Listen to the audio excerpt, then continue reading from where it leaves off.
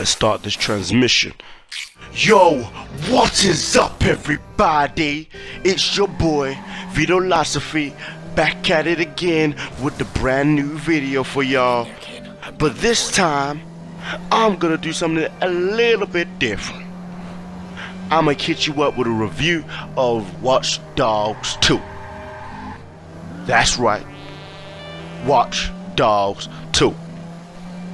So, where do I start? Well, let's start from the beginning, shall we? So, at the E3 conference, they released a big bombshell that we're gonna have a Watchdogs 2. We got to see first gameplay, so we actually got to see what the game was gonna be like, and it was quite dope. But you know, I had to give y'all a review of what I believe and what I hope that they'll put inside the game, because we've only got to see a little bit of what's gonna be happening in the game. So let's start it off. So first things first, a new thing that's dope is they've changed the area. So right now it's gonna be set up in San Francisco Bay, which is a good change because it's kind of a little bit more modern, a little bit more out there. So we got that popping, and you're gonna be playing as a character called Marcus Holloway. If y'all don't know who Marcus Holloway is, you should go check him out. He's literally an African-American hacker who works with DedSec, and apparently what they're saying is that his backstory is he's going to get convicted or he's going to get suspected for something that he did not do, and that's going to lead him into working with DedSec. So right now he's a hacker who's fighting the political standards just to take back control. So they've also talked about how the world is going to be. It's going to be a lot more open. You're going to be free to do as you please. It's not really more campaign based as Watchdogs 1 was, so you're going to be able to kind of spin it around, do whatever you want to do, which is quite dope. Also, you will be actually able to hack into anyone's device. Like, if you guys played Watchdogs 1, you would see that you can only hack into certain people's devices. So you would like literally be maybe walking around town or going around the area, and like it will pop up saying you can hack a person's phone. While in Watchdogs 2, they've changed that completely, and they said, yo, instead of that, let's literally make it so you can hack into anybody. So that's going to be literally dope, and you can manipulate any device to help you like whenever. Like, you can literally manipulate it to help you, so you can actually use it to distract anyone at any time. Throughout the game, they said that you'll be able to actually increase that and actually be able to hack multiple people at once, which is gonna be dope.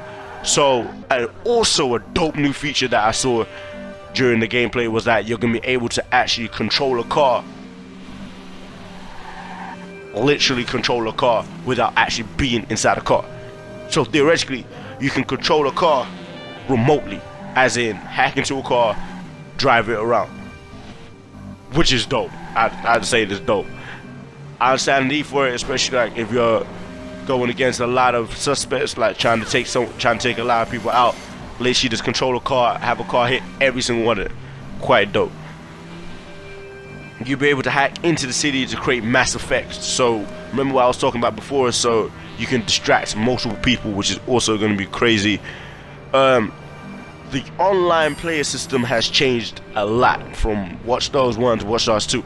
Watchdogs 2, you're going to be able to actually play still in your like single player campaign mode, but instead of online players trying to hack you, you don't have that this time. Like, now you can actually do co-op missions with other players, which is quite dope. And you can actually do that without actually having to leave your single gameplay, so it's quite dope. You can communicate with them, and you can do co-op missions, and you can actually be in a co-op session. Like, also one thing that they really went into detail for was that when it comes to missions, you can approach the mission any way you see fit. So you can go in as what they refer to as a ghost, which is like purely stealth.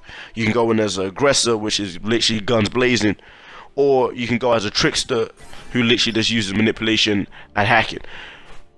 literally that is a dope thing to add to it, because I've actually realized that a lot of people play gaming differently. A lot of people like to actually just running their guns blazing.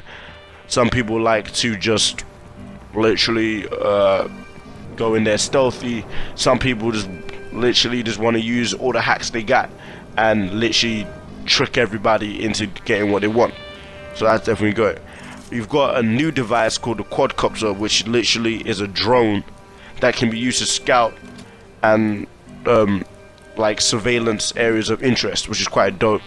As you progress in the game, they haven't told us what exactly the drone could be upgraded with, but as you go through the game, you'll be able to upgrade, which is quite dope. You can use it to do network hacking like really quickly, and you can like hack security cameras in the area. Also, another thing that I say that's quite dope, that's really dope, is that you don't actually have to enter like the area in order for you to complete the mission. You can literally just use the drone to get the information you need.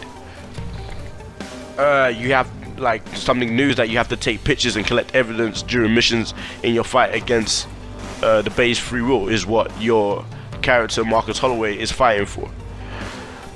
In missions, like I said, you can approach the mission any way you see fit. You can use your own game plans to how you want to complete the game, so it's quite cool. They got gadgets such as a zapper, which can stun enemies. Like you literally throw it in a particular area, like send a beacon out. Practically, you got people coming through, like you have your assailant run to it and it literally shocks him. You can access locks, and now a new feature is that you can actually lock doors. So for example, you can actually trap everyone inside of a building, therefore meaning that you can easily take everyone out without having to deal with reinforcements, etc, etc, which is also dope. And you can actually like access locks to help you escape and stop enemies from escaping.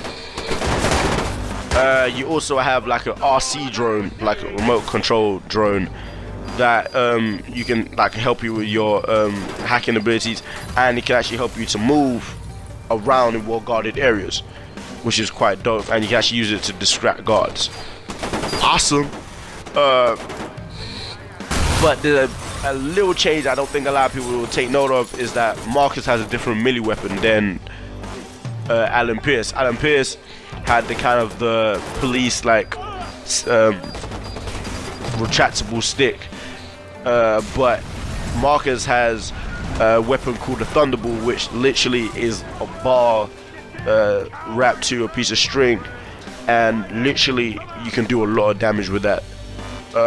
They also have the 3D electro shock to stun your enemies, so it's literally like a stun gun, but literally made out of a 3D printer, which is something that they've said they're going to be doing, is that most of the weapons will not actually, they will kind of be a lot more modern, a lot more like homemade weapons, which is going with a whole new style of like how Marcus Holloway is, how they've gone for like a big change instead of the whole like not really elderly but more mature. This guy's kind of is more about having fun and using what he has to kind of create a lot of havoc. So yeah, that literally is what I got. So that is literally what I got from the gameplay. Things I would hope that they'll put in, that I wish that they had put inside the gameplay, like inside the game, would literally be that you're able to actually switch characters, if you get what I mean. Like you're able to actually create your character in your own like image, which is quite dope.